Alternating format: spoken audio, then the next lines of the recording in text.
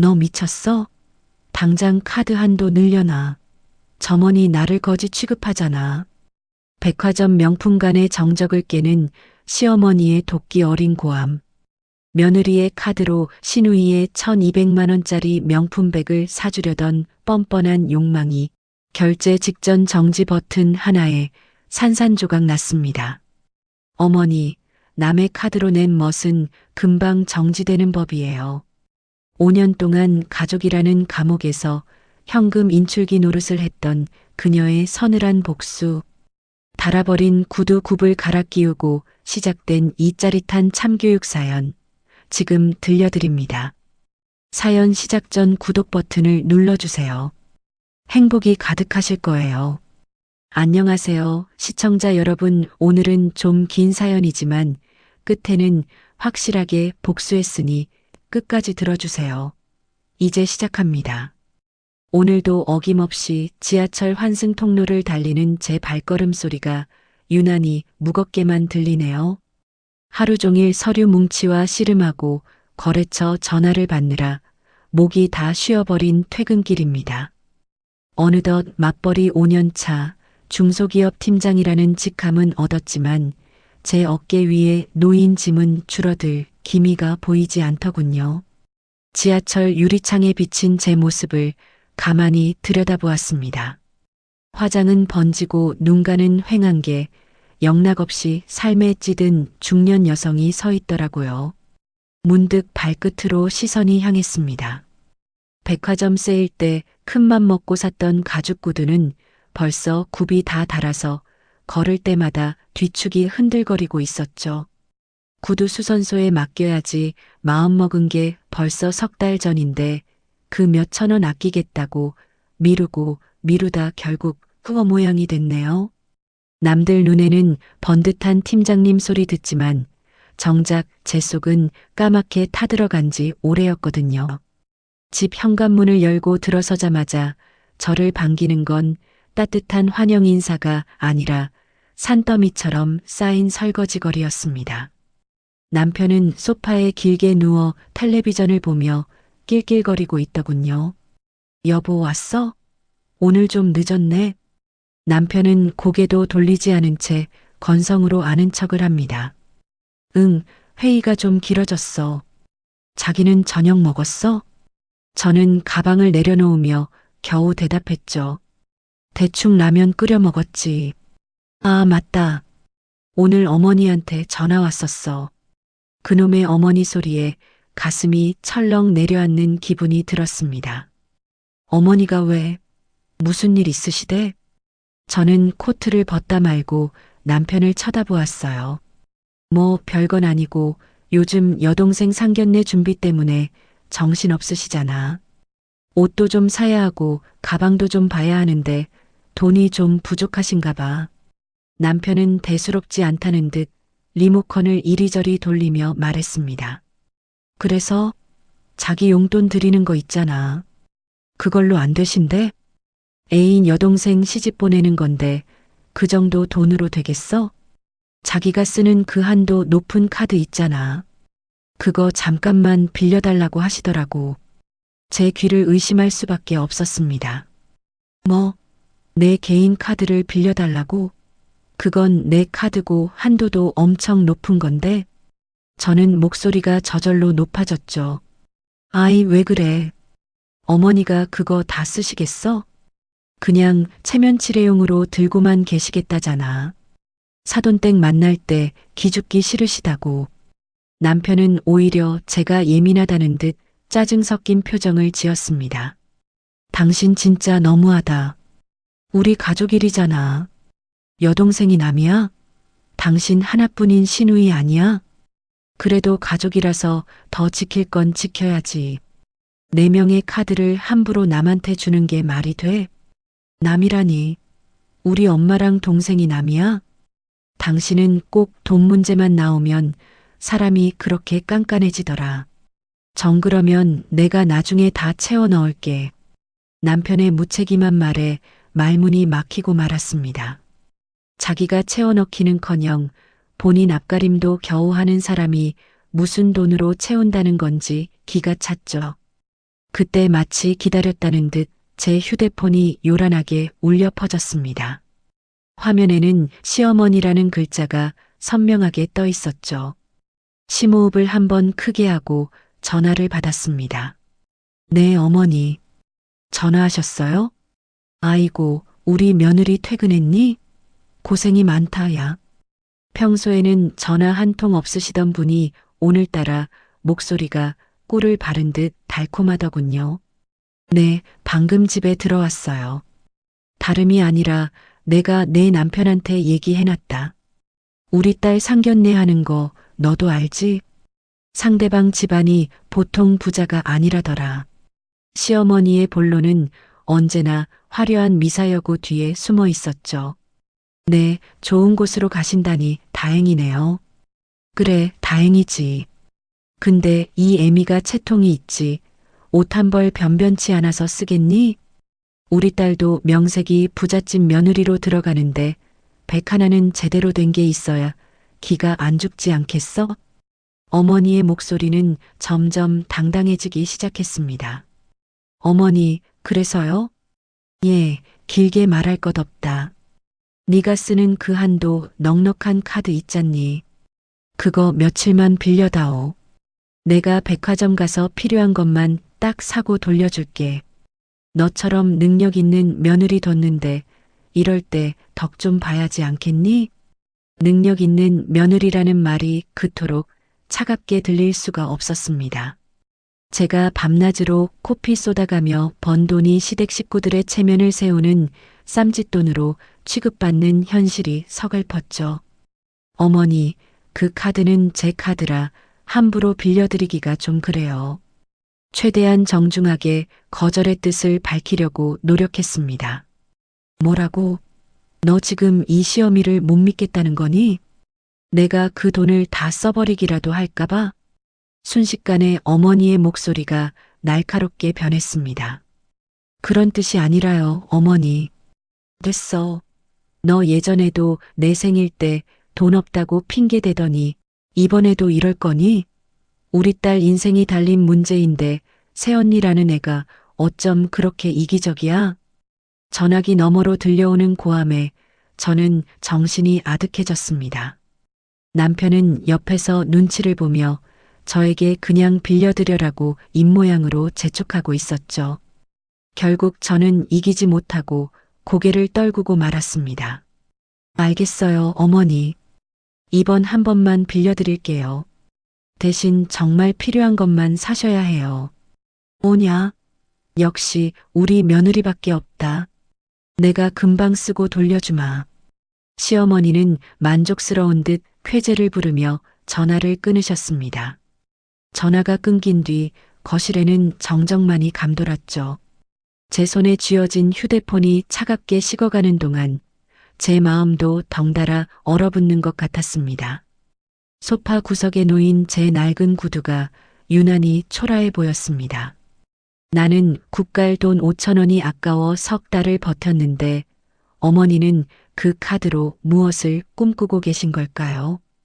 그저 내일은 이 피곤한 몸을 이끌고 다시 일터로 나가야 한다는 사실만이 저를 짓누를 뿐이었죠. 어머니와의 전화가 끊기고 난 뒤 집안에는 무거운 정막만이 내려앉았습니다.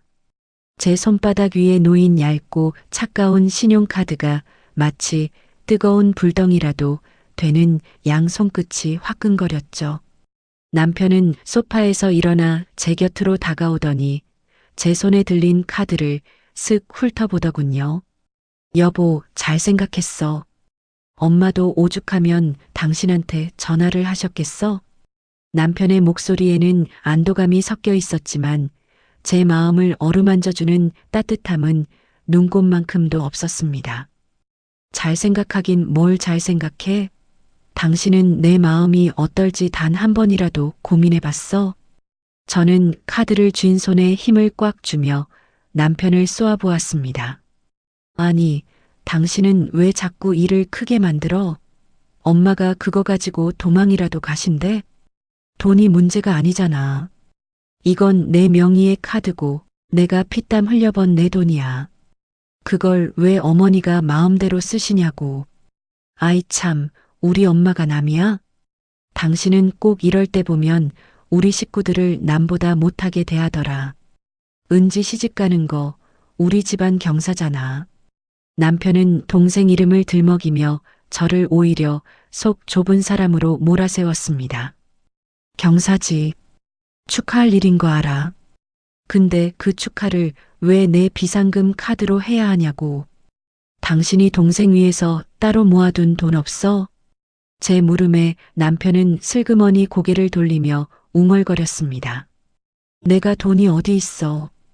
당신도 알다시피 지난번에 주식으로 좀 날려먹고 겨우 복구 중이잖아.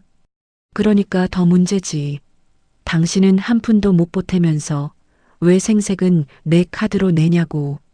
여보, 제발 그만 좀 해. 엄마가 가족끼리 왜 이러냐고 하실 때마다 내 입장이 얼마나 난처한지 알아? 남편의 입에서 나온 그 말, 가족끼리 왜 이래라는 그 짧은 문장이 가슴에 비수처럼 꽂혔습니다. 지난 5년 동안 저를 올가매었던 가장 강력한 사슬이자 저를 숨막히게 했던 가스라이팅의 시작이었죠. 결혼하고 첫 명절이었을 때가 떠오르네요. 시댁 식구들이 다 모인 자리에서 시어머니는 제 손을 꼭 잡으며 환하게 웃으셨습니다. 우리 며느리는 공부도 많이 하고 대기업 부럽지 않은 직장도 다녀서 참 든든하다. 우리 아들 장가 하나는 기가 막히게 잘 갔어. 그때만 해도 그 말씀이 진심 어린 칭찬인 줄로만 알았습니다. 하지만 곧이어 어머니는 본색을 드러내셨죠. 은지가 요즘 취업 준비하느라 용돈이 좀 궁한가 봐. 우리 며느리가 능력 있으니까 은지 옷 한 벌만 좀 해줘라. 가족끼리 이런 게 다 정 아니겠니? 그 정이라는 단어 때문에 저는 거절할 기회를 놓쳐버렸고 그날 이후 저는 시댁의 만능 해결사가 되어야 했습니다. 어머니는 제가 조금이라도 난처한 기색을 보이면 어김없이 서운함을 토로하셨죠. 요즘 애들은 참 영악해. 우리 때는 시댁 일이라면 내일보다 먼저 챙겼는데 요즘은 돈 몇 푼의 가족정을 딱 끊으려고 하니 참 무섭다. 어머니의 그 비꼬는 듯한 말투와 남편의 방관 속에서 저는 서서히 지쳐갔습니다. 마치 제가 돈만 아는 이기적인 며느리가 된 것 같은 죄책감이 들게 만드는 그 수법에 속아 넘어간 제가 바보였죠. 남편은 제 옆에서 늘 거들었습니다. 자기야, 엄마가 좀 옛날 분이라 그래. 그냥 자기가 조금만 이해해주면 집안이 조용하잖아. 응? 그 조용함을 위해 제가 지불해야 했던 대가는 결코 가볍지 않았습니다. 오늘도 결국 저는 그 굴레를 벗어던지지 못한 채 제 분신과도 같은 카드를 식탁 위에 올려두었습니다. 내일 아침에 가져가. 대신 분명히 말씀드려. 적당히 쓰시라고. 제 말에 남편은 그제야 환하게 웃으며 제 어깨를 두드렸습니다. 역시 우리 마누라가 최고야. 걱정 마. 내가 엄마한테 잘 말씀드릴게. 남편은 신이 나서 카드를 챙겨 안방으로 들어갔지만 저는 한참 동안 식탁 의자에 앉아 움직일 수 없었습니다. 부엌 싱크대 위에는 아까 남편이 먹다 남긴 라면 그릇이 그대로 방치되어 있었습니다. 불어서 떡이 된 면발과 붉은 국물을 보는데 왜 그렇게 제 처지가 한심하게 느껴지던지요. 남편은 자기가 먹은 그릇 하나 치울 줄 모르면서 제 희생에는 당연하다는 듯 숟가락을 얹고 있었습니다. 창밖으로는 어느새 어둠이 짙게 깔렸습니다. 내일 아침이면 제 카드는 시어머니의 손에 들려 백화점이라는 전쟁터로 향하겠죠. 어머니가 말하던 가족이라는 울타리가 저에게는 왜 이토록 거대한 감옥처럼 느껴지는 걸까요? 독이 든 사탕인 줄 알면서도 그 달콤한 칭찬 한마디를 듣기 위해 저는 또다시 제 권리를 포기하고 말았습니다. 여보 앉아? 내일 출근하려면 빨리 자야지. 안방에서 들려오는 남편의 속 편한 목소리에 심장이 조여오는 것 같았습니다. 저는 달아버린 구두굽보다 더 달아 없어진 제 자존감을 간신히 추스르며 자리에서 일어났습니다. 하지만 가슴 한구석에서 피어오르는 그 불길하고도 차가운 예감은 도무지 사그라들지 않았죠. 어머니가 그 카드를 쥐고 지을 그 탐욕스러운 미소가 자꾸만 눈앞에 그려졌습니다. 저는 거실 불을 끄고 어둠 속에 서서 한참 동안이나 제 손을 내려다보았습니다. 카드가 떠난 빈자리가 너무나도 시리고 허전해서 자꾸만 손바닥을 비벼보았지만 온기는 돌아오지 않았습니다. 그것이 앞으로 다가올 거대한 폭풍의 전조라는 사실을 저는 애써 외면하며 침실로 향했습니다. 하지만 잠자리에 누워서도 제 귀에는 시어머니의 가족끼리 왜 이래라는 환청이 끊임없이 맴돌았습니다. 결국 남편의 성화와 시어머니의 서슬 퍼런 기세에 밀려 카드를 내어준 뒤로 제 마음은 단 1초도 편한 적이 없었습니다. 밤에 거실에 홀로 앉아 달아버린 구두굽을 보며 느꼈던 그 서늘한 기운이 오늘 아침 출근길까지 이어지더군요. 회사에 도착해서도 서류 더미가 눈에 들어오지 않았습니다. 회의 시간에도 팀원들의 보고 내용이 귀를 스쳐 지나갈 뿐 제 신경은 온통 가방 속에 넣어둔 휴대폰에 쏠려 있었죠. 드디어 오전 10시 30분 백화점 문이 열리는 시간이 되자마자 기다렸다는 듯 휴대폰 진동이 책상을 울리기 시작했습니다. 카드 승인 1만 5천 원 백화점. 첫 문자가 날아오자마자 제 가슴이 덜컥 내려앉았습니다. 그래, 백화점에 도착하셨구나. 저는 입술을 바짝 깨물며 엑셀 화면에 숫자를 채워 넣으려 애썼습니다. 하지만 10분도 채 지나지 않아 다시 진동이 울렸죠. 카드 승인 12만 원 백화점. 쇼핑을 시작하기도 전에 비싼 브런치를 즐기시는 모양이었습니다. 저는 회사 탕비실에서 믹스커피 한 잔으로 잠을 쫓고 있는데 두 분은 제 카드로 우아하게 아침 식사를 하고 계신다고 생각하니 헛웃음이 나왔습니다. 그때 참다 못한 듯 휴대폰이 요란하게 울리며 은지의 이름이 화면을 가득 채웠습니다. 전화를 받는 제 손끝이 미세하게 떨리고 있었습니다. 네, 아가씨. 무슨 일이세요? 이 시간에? 최대한 동요하지 않으려 애쓰며 목소리를 가다듬고 전화를 받았습니다. 언니, 지금 바빠요? 아유, 나 너무 설레서 잠도 못 잤잖아. 평소에는 제게 먼저 연락 한 통 없던 은지가 너무나도 살갑고 콧소리 섞인 목소리로 저를 불렀습니다. 언니 정말 고마워요. 나 지금 엄마랑 백화점 왔거든요. 언니가 카드 흔쾌히 내줬다는 얘기 듣고 우리 엄마랑 나랑 얼마나 감동했는지 몰라.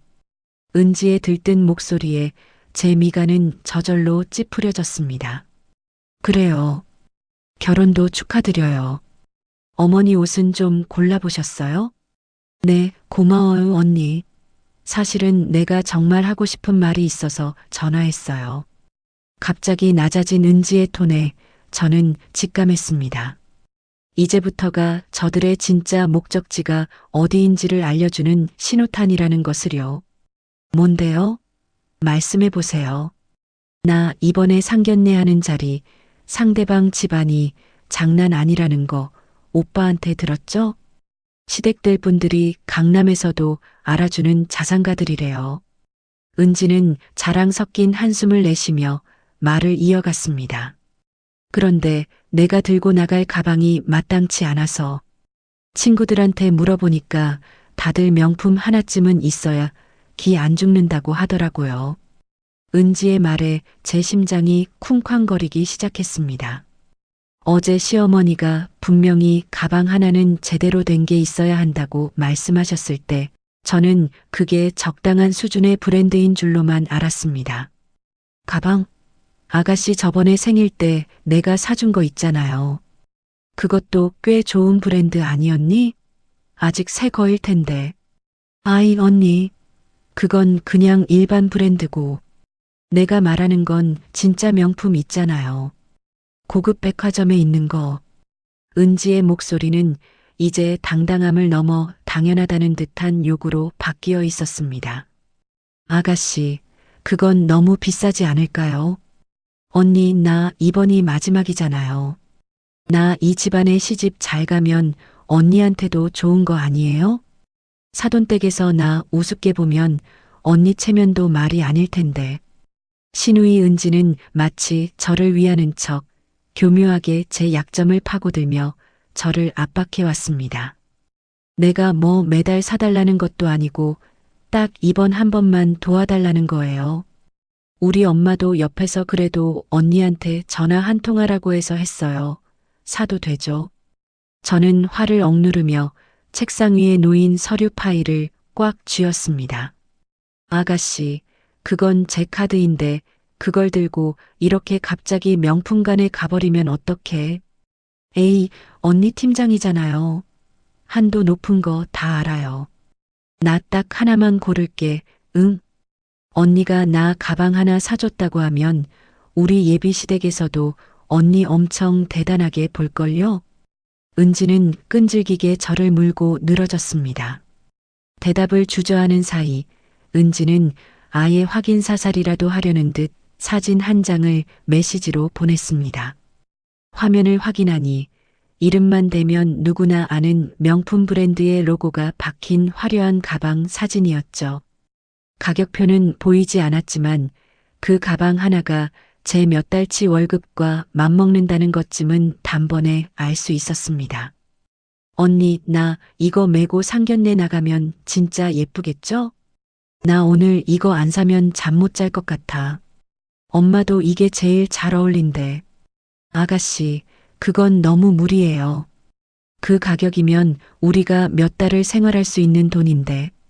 제 간곡한 설득에도 은지는 금세 태도를 바꿨습니다. 언니 진짜 너무하다. 나 평생 한 번뿐인 결혼이야. 새언니가 돼서 동생 앞길 축복은 못해줄 망정 가방 하나에 이렇게 벌벌 떨어야겠어? 방금까지 살갑던 목소리는 어디 갔는지 은지의 말투는 금세 공격적이고 날카롭게 변했습니다. 내가 나중에 돈 벌면 다 갚을게요. 아니면 우리 오빠한테 받던가. 오빠도 나 이거 하나는 꼭 해주고 싶다고 했단 말이야. 오빠가 언니한테 잘 말해준다고 했어. 남편의 이름이 나오자 저는 더 이상 할 말을 잃었습니다. 집에서 남편이 했던 무책임한 말들이 겹쳐지면서 저만 이 집안에서 가장 속 좁고 이기적인 사람으로 몰리고 있다는 생각에 눈시울이 뜨거워졌죠. 언니, 대답 좀 해봐요. 우리 지금 매장 앞에서 줄 서서 기다리고 있단 말이야. 사람들이 다 쳐다봐. 은지의 채근하는 목소리에 저는 결국 힘없이 고개를 떨구고 말았습니다. 알았어. 일단 알겠으니까 너무 비싼 건 피해서 봐요. 내가 지금 회의 들어가야 해서 길게 통화를 못해요.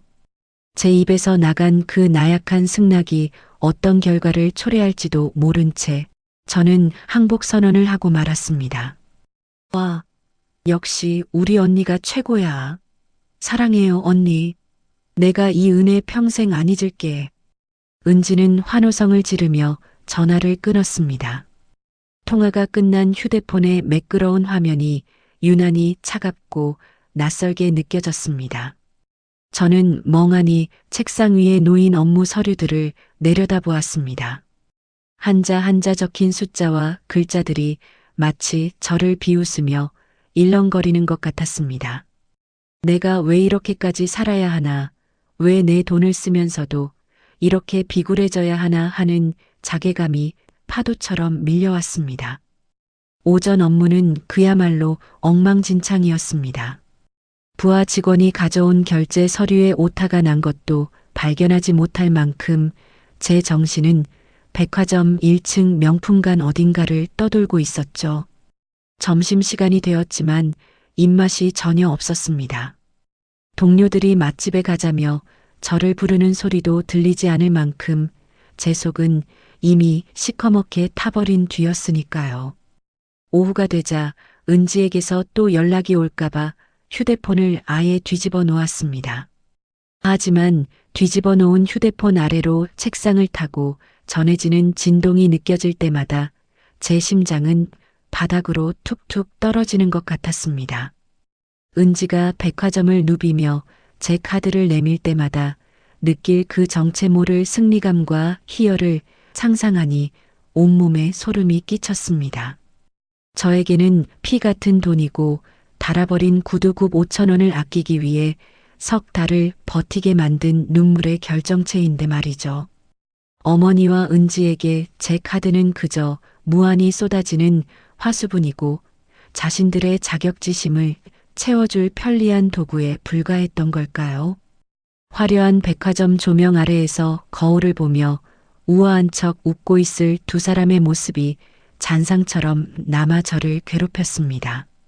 그 가방 하나로 은지가 가질 수 있다는 그 잘난 기라는 것이 대체 무엇이길래 저를 이토록 벼랑 끝으로 내모는 것인지 알 수 없었습니다. 회사 밖으로 보이는 하늘은 눈 시리게 푸르고 맑은데 제 마음은 잿빛 구름이 잔뜩 낀 채 폭풍우를 머금고 있었습니다.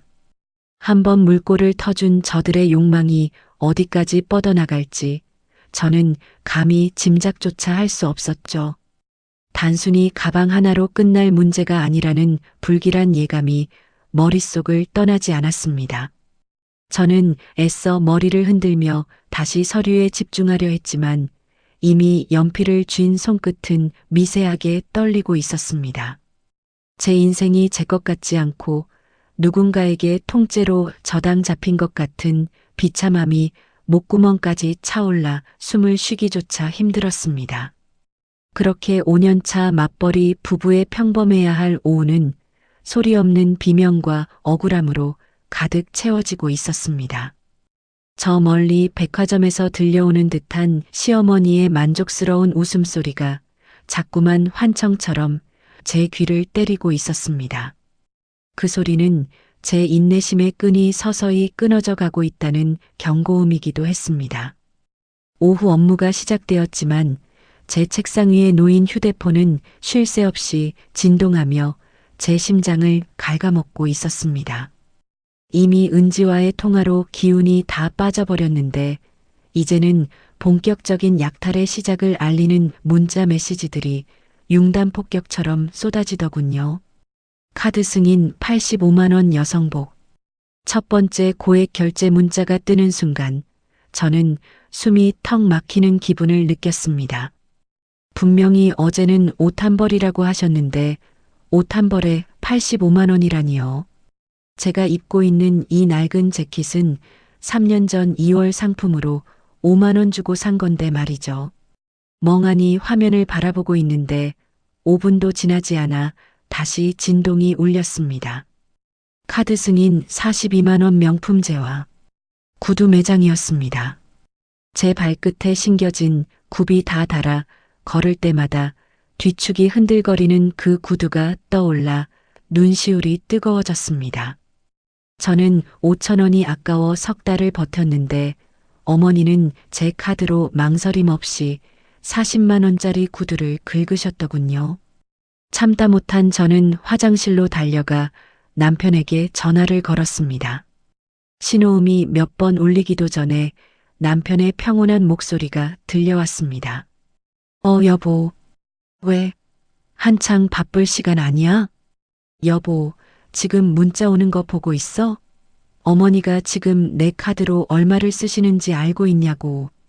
저는 목소리를 낮추며 신경질적으로 물었습니다. 아, 엄마 옷 좀 사셨나 보네.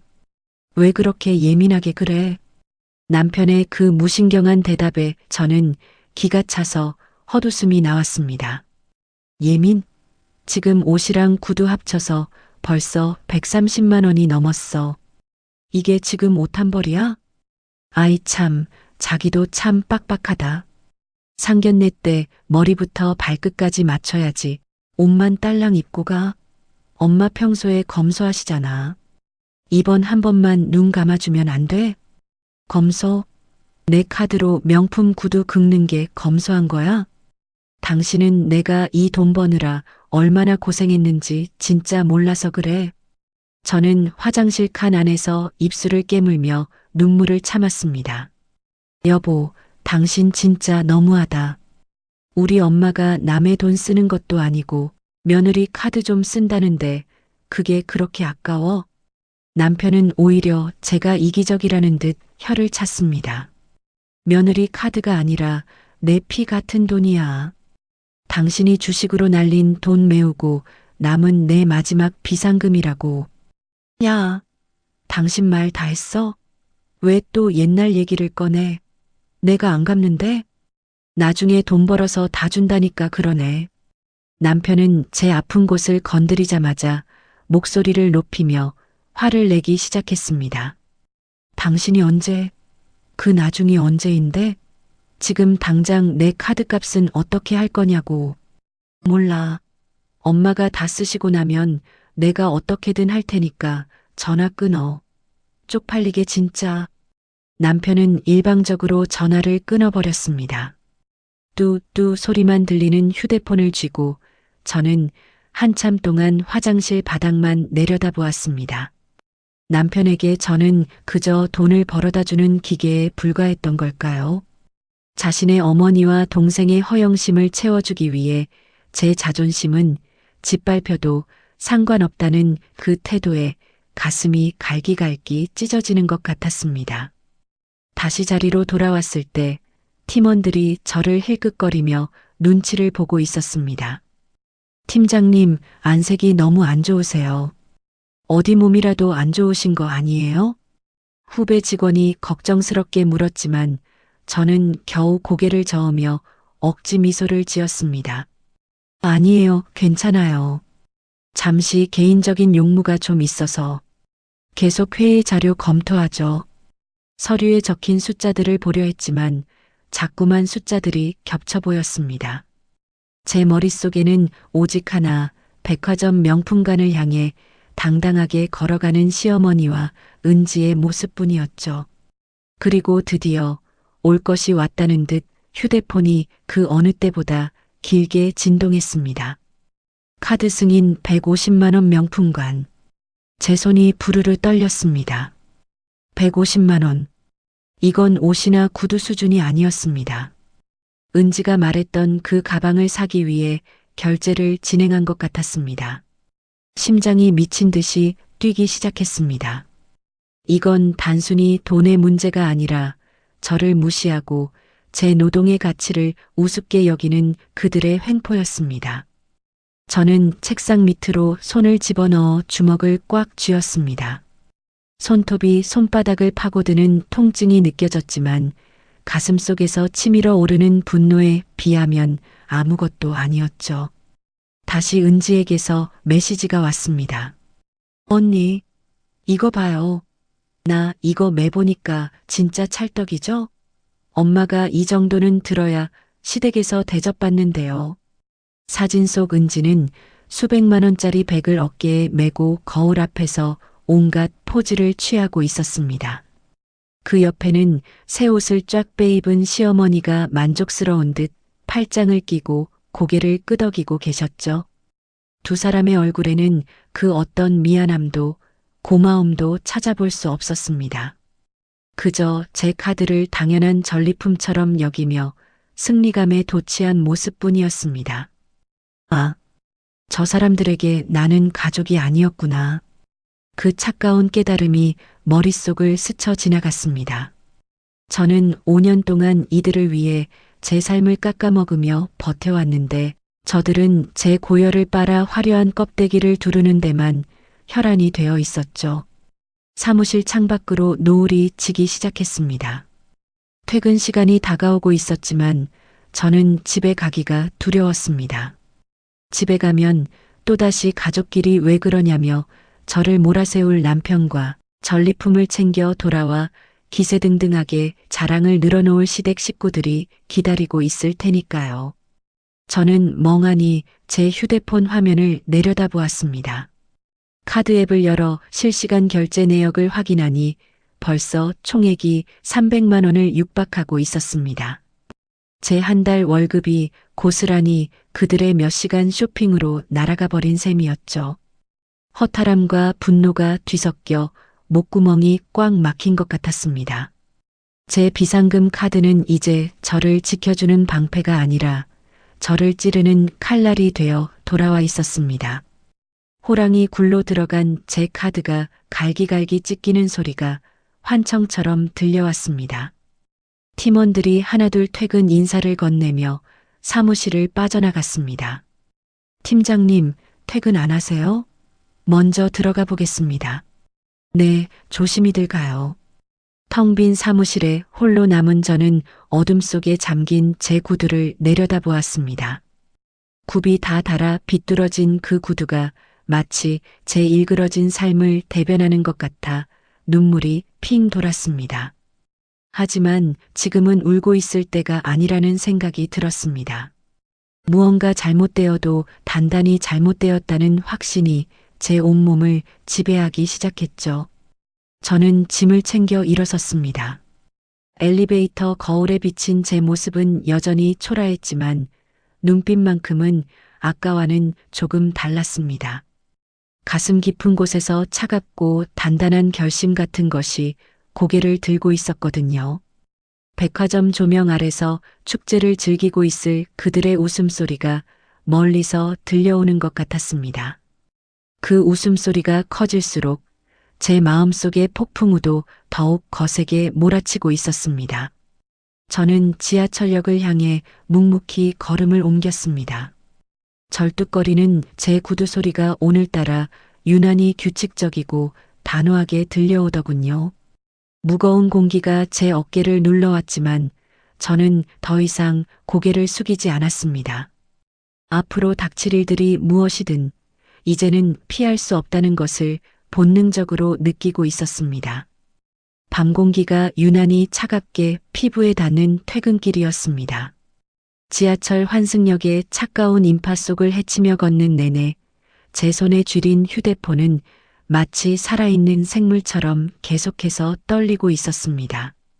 이미 결제 총액이 300만 원을 육박했다고 생각하며 절망했는데 그건 저들의 쇼핑 축제에 있어 고작 서막에 불과했다는 사실을 깨닫기까지는 그리 오랜 시간이 걸리지 않았죠.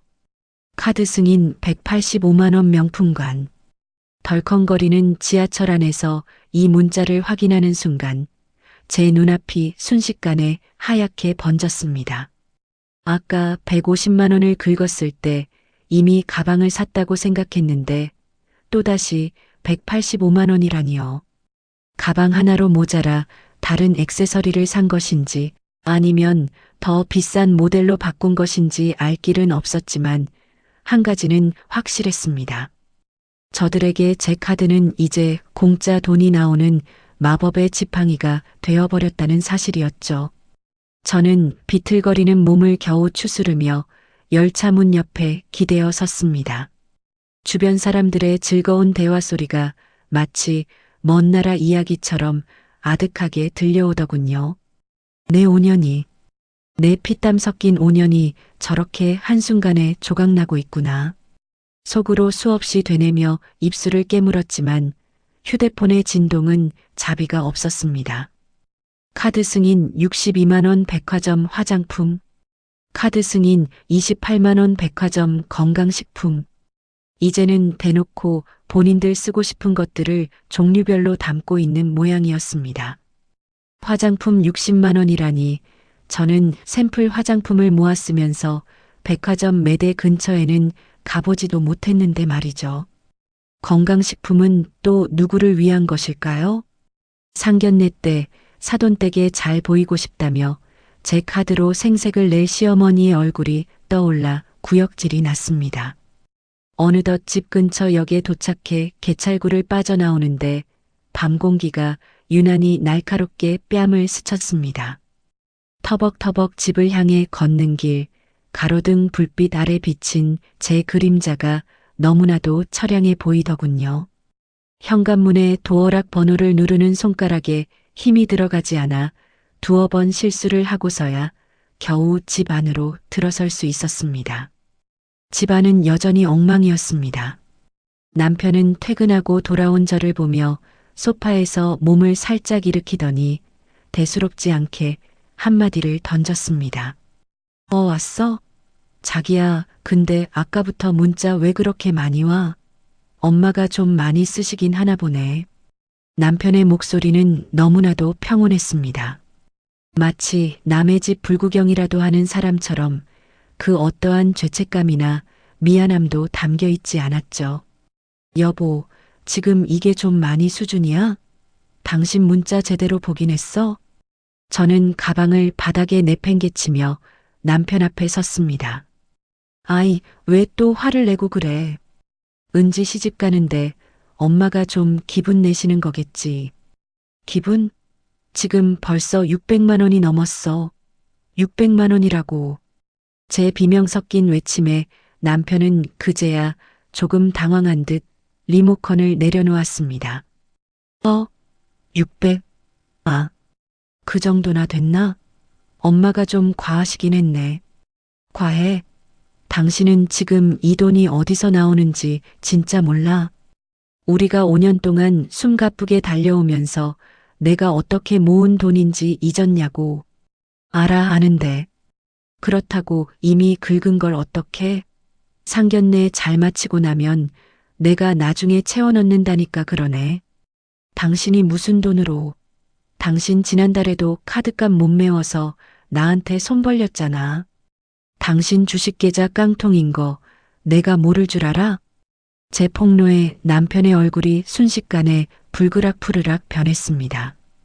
야, 당신 진짜 사람 자존심 긁는데 도가 텄구나. 내가 뭐 놀고 싶어서 날렸어? 우리 잘 살자고 투자한 거잖아. 투자? 그건 도박이야. 그리고 지금 내 카드로 당신 가족들이 벌이는 이 짓거리는 약탈이라고. 약탈? 말이 너무 심하잖아. 엄마랑 동생이 무슨 강도야? 가족끼리 좀 쓸 수도 있지. 당신은 꼭 돈 앞에서는 사람이 이렇게 무섭게 변하더라. 남편은 오히려 제가 돈만 밝히는 악처인 양 몰아붙이기 시작했습니다. 그때였습니다. 거실 테이블 위에 놓여있던 제 휴대폰이 다시 한번 요란하게 진동했습니다. 이번엔 문자가 아니라 시어머니에게서 온 영상 통화였습니다. 남편은 기다렸다는 듯 제 휴대폰을 낚아채며 통화 버튼을 눌렀습니다. 화면 속 시어머니와 은지는 아주 밝은 조명 아래 화려한 쇼핑백들을 양손에 가득 들고 있었습니다. 아이고, 우리 아들. 엄마 이것 좀 봐라. 이 코트 너무 우아하지 않니? 점원이 나보고 사모님 소리가 절로 나온다더라. 시어머니는 제 카드로 산 85만 원짜리 코트를 뽐내며 환하게 웃으셨습니다. 그 뒤로 은지가 얼굴을 내밀며 소리쳤습니다. 오빠, 나 가방 샀어. 이거 진짜 영롱하지? 나 이거 들고 가면 상견례 끝내줄 거야. 언니한테 고맙다고 전해줘. 화면 속 은지의 품에는 아까 문자로 왔던 그 150만 원짜리 명품 가방이 안겨 있었습니다. 남편은 그 광경을 보며 흐뭇한 미소를 지으며 대답하더군요. 그래, 엄마. 잘 샀네. 은지도 아주 예쁘다. 언니가 통 크게 쏜 거니까 나중에 언니한테 잘해라. 두 사람의 대화를 지켜보는 제 가슴은 시커먼 숫덩이가 되어 타들어가고 있었습니다. 어머니와 은지의 얼굴에는 그 어떤 미안함도 조심스러움도 없었습니다. 그저 제 카드가 주는 그 일시적인 화려함에 취해 자신들의 처지를 망각한 채 광란의 파티를 벌이고 있는 것 같았죠. 어머니, 지금 너무 많이 사신 것 같아요. 그만하고 이제 돌아오세요. 제가 끼어들자 시어머니의 표정이 순식간에 싸늘하게 굳었습니다. 예, 너는 지금 이 좋은 분위기에 그게 할 소리니? 내가 뭐 내 돈을 떼먹기라도 한다니? 우리 딸 상견례 기죽지 말라고 이 애미가 좀 챙기는 게 그렇게 배가 아파? 그런 게 아니라요, 어머니. 벌써 한도가 거의 다 찼어요. 저도 생활을 해야 하는데. 생활? 너희 둘이 버는데 그 돈 좀 썼다고 굶어 죽기라도 해? 너 진짜 실망이다. 내가 너를 어떻게 생각했는데. 어머니는 금세 눈물을 훔치는 신용을 하며 가스라이팅을 시작하셨습니다. 옆에 있던 은지도 한마디 거들더군요. 언니 진짜 너무해요. 나 평생 한 번뿐인 결혼인데 언니는 이 가방 하나 사주는 게 그렇게 아까워요? 우리 예비시댁에서 내가 가난한 집 딸인 거 알면 언니가 책임질 거예요? 전화기 너머로 들려오는 그 뻔뻔한 목소리들에 저는 온몸의 피가 거꾸로 솟는 기분이었습니다. 남편은 제 눈치를 보더니 어머니를 달래며 전화를 끊었습니다. 엄마, 신경 쓰지 마. 마누라가 오늘 회사에서 일이 좀 힘들어서 그래. 마저 쇼핑하고 조심히 들어와. 전화가 끊기고 난 뒤 저는 망연자실하게 소파에 주저앉았습니다. 남편은 저를 힐끗 보더니 혀를 차며 안방으로 들어가 버리더군요. 당신도 적당히 좀 해. 사람 민망하게 저게 뭐야?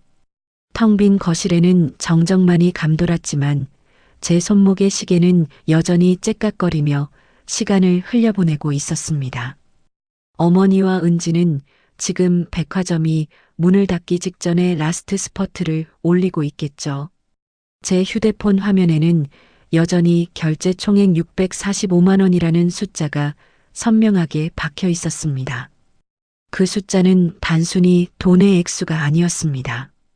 제가 지난 5년 동안 인내하며 쌓아온 신뢰와 사랑, 그리고 가족이라는 이름의 환상이 무너져 내린 자네들의 무게였죠. 저는 멍하니 천장을 바라보았습니다. 눈물조차 나오지 않을 만큼 속이 텅 빈 느낌이었습니다. 하지만 그 빈 공간을 서서히 채워오는 것이 있었습니다. 그것은 슬픔도 분노도 아닌 차가운 냉소였습니다. 가족끼리라며 시어머니가 늘 외치던 그 가족이라는 말의 실체를 이제야 온전히 대면하게 된 것이죠. 저는 고요하게 타오르는 거실 불빛 아래서 제 인생의 주인이 누구인지 다시 한번 생각했습니다. 제 구두 굽은 달아 없어졌지만 저들의 욕망은 제 카드를 타고 끝없이 팽창하고 있었습니다. 밤이 깊어갈수록 제 마음속의 결심은 더욱더 단단하고 날카롭게 다듬어지고 있었습니다. 저들이 누리는 이 화려한 축제의 끝이 어떠할지 저는 아직 알 수 없었습니다. 하지만 분명한 것은 이 축제의 비용을 더 이상 제가 감당할 이유가 없다는 것이었죠. 스마트폰 화면이 꺼지며 검은 유리에 제 일그러진 얼굴이 비쳤습니다. 그 얼굴은 아까 지하철에서 보았던 삶에 찌든 여자의 얼굴이 아니었습니다. 무언가 중대한 결단을 앞둔 서늘하고도 비장한 눈빛을 한 낯선 여인의 모습이었죠. 남편이 안방으로 쑥 들어가 버린 뒤 텅 빈 거실에는 차가운 형광등 불빛만 가득했습니다. 저는 한참 동안 그 자리에 서서 제 손에 들린 휴대폰을 내려다보았죠. 화면에는 방금 전 영상 통화에서 보았던 시어머니와 은지의 그 화사한 웃음이 잔상처럼 남아 제 가슴을 헤집고 있었습니다. 제 인생의 5년이 그들이 든 쇼핑백 몇 개로 환산되어 버린 것 같아 참을 수 없는 비참함이 밀려왔습니다. 도저히 이대로는 가만히 앉아 있을 수가 없더군요. 저는 현관에 놓인 굽이 다 닳아 비뚤어진 그 낡은 구두를 다시 신었습니다. 여보, 나 잠깐 나갔다 올게. 안방 문을 향해 짤막하게 던진 제 말에 남편은 대답조차 없었습니다. 그 무관심이 오히려 제 결심을 더 단단하게 만들어 주었죠. 밤 공기를 가르며 택시를 잡아타고 그들이 있는 백화점으로 향했습니다. 택시 창밖으로 흐르는 화려한 서울의 야경이 오늘따라 왜 이리도 낯설고 차갑게 느껴지는지 모르겠더라고요. 백화점 폐점 시간이 얼마 남지 않은 시각, 저는 서둘러 명품관이 있는 1층으로 발걸음을 옮겼습니다. 명품관층에 발을 들이는 순간 공기부터가 다르다는 것을 온몸으로 느낄 수 있었습니다. 은은한 조명과 고급스러운 향기, 그리고 소리 없이 움직이는 점원들의 그 정제된 움직임들 말이죠. 그곳의 공기는 너무나도 우아하고 평화로웠지만 저에게는 숨이 막힐 듯한 압박감으로 다가왔습니다. 멀리서 익숙한 웃음소리가 들려왔습니다. 저는 본능적으로 매장 기둥 뒤로 몸을 숨기고 그 소리의 근원지를 살폈습니다. 그곳에는 세상에서 가장 행복한 표정을 지은 시어머니와 은지가 서 있었습니다. 시어머니는 아까 영상 통화에서 보았던 그 비싼 코트를 입고 마치 태생부터 귀부인이었던 양 거만하게 턱을 치켜들고 계시더군요. 은지는 수백만 원짜리 명품 가방을 어깨에 메고 전신 거울 앞을 떠날 줄 몰랐습니다. 엄마, 나 진짜 이거 너무 잘 어울리는 것 같아. 예비시댁 식구들이 나보면 어디 재벌집 딸인 줄 알겠어.